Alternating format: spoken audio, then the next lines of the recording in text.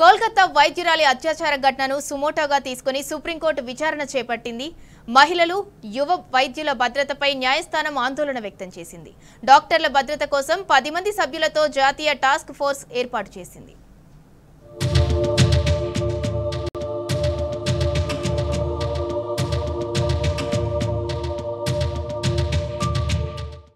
పశ్చిమ బెంగాల్ వైద్యురాలిపై అత్యాచారం, హత్యను భయంకరమైన చర్యగా సుప్రీంకోర్టు అభివర్ణించింది.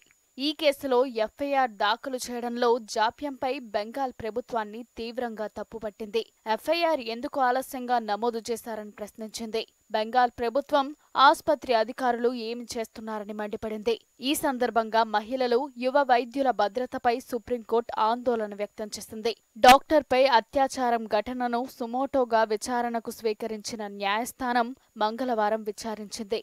ఈ కేసులో ఈ నెల 22లోపు ఈ ఘటనపై పూర్తి నివేదిక ఇవ్వాలని బెంగాల్ ప్రభుత్వానికి ఆదేశాలు జారీ చేసింది.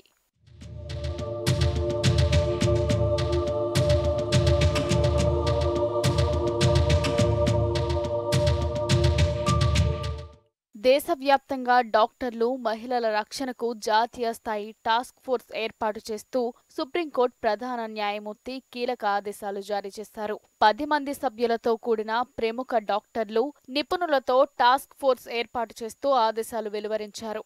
Surgeon vice admiral RK Sharan అధ్యక్షతన జాతీయ టాస్క్ ఫోర్స్ ఏర్పాటు కానుంది. అన్ని ఆసుపత్రుల్లో సురక్షిత పరిస్థితులను కల్పించేందుకు చేపట్టాల్సిన చర్యలపై కమిటీ 2 నెలల్లో నివేదిక ఇవ్వాలని కోర్టు ఆదేశించింది.